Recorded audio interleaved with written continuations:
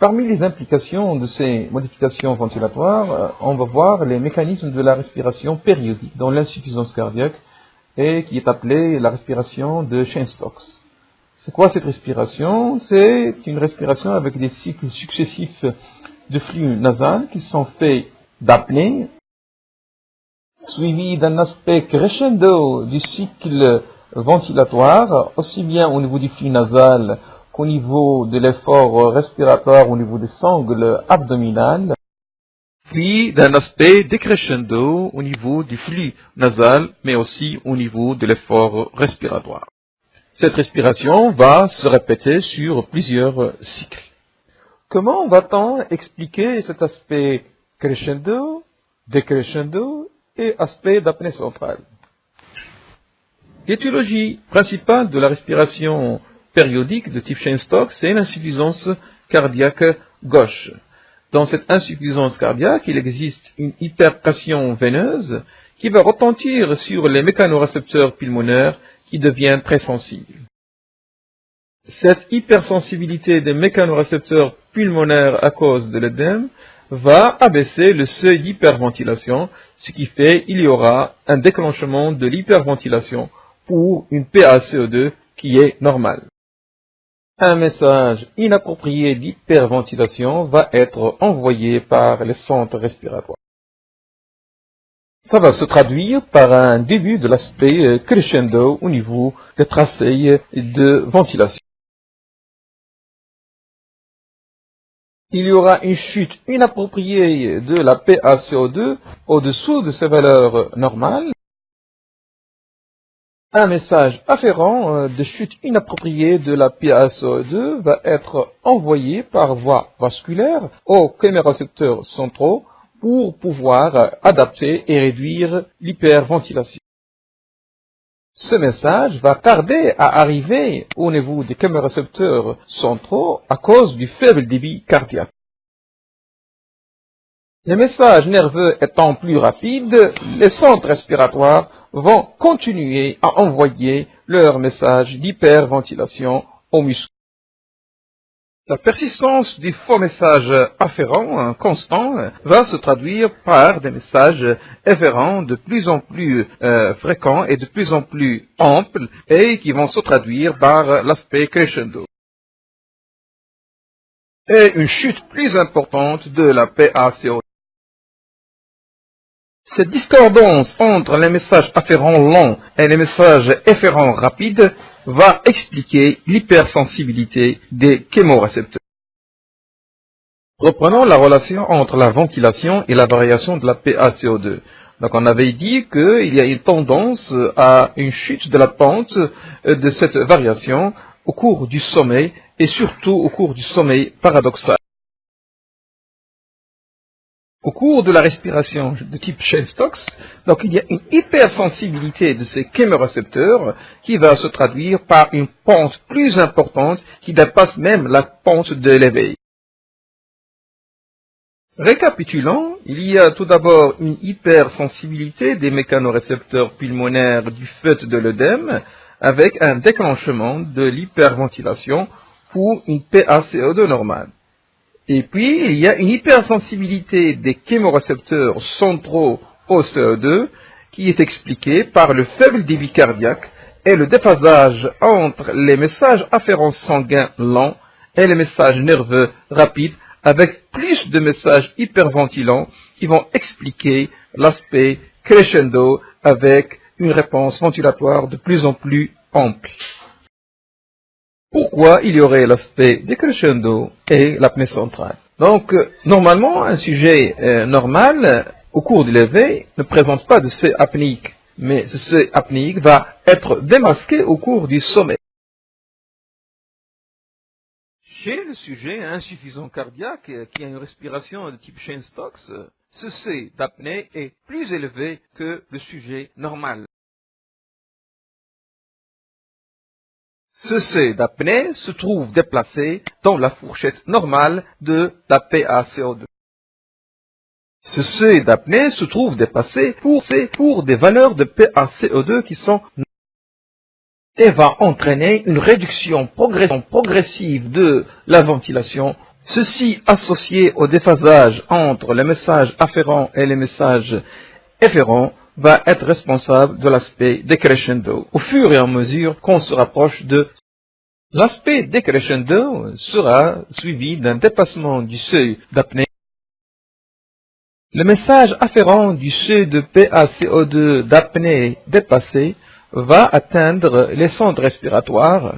Ces centres respiratoires vont envoyer un message d'arrêter la respiration et donc d'entraîner une apnée centrale. Malgré l'apnée centrale, la conséquence finale, c'est une tendance à l'hypocapnie. La zone d'équilibre, c'est une tendance à l'hypocapnie. La zone d'équilibre où le système de contrôle ventilatoire ne va pas intervenir se trouve très réduite. C'est comme s'il s'agit d'un oscillateur à amplitude rapidement variable. Se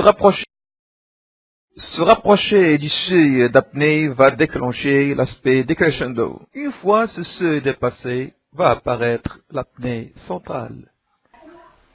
Récapitulons, hypersensibilité des mécanorécepteurs pulmonaires et début d'hyperventilation, hypersensibilité des chémorécepteurs centraux au CO2 et début de l'aspect crescendo, rapprochement du seuil apnéique élevé et aspect décrescendo, tendance à l'hypocapnie avec une chute anormale de la PaCO2, le seuil apnéique élevé se trouve rapidement dépassé, apparition de l'apnée centrale. Dans ce tracé de polysomnographie, on voit en rouge en haut le flux nasal, puis la thermistance, puis en bleu les efforts thoraciques et abdominaux, et au milieu l'évolution de la saturation artérielle en oxygène. Donc dès l'endormissement, il y aura amorçage de l'aspect crescendo, aussi bien au niveau des sangles abdominales qu'au niveau du flux nasal comme conséquence à cet effort de respiration. L'aspect crescendo se poursuit avec comme conséquence une hyperventilation et une augmentation de la SaO2 qui dépasse rapidement le seuil. Ce maximum de PaO2 atteinte correspond à son équivalent en seuil d'apnée de PaCO2.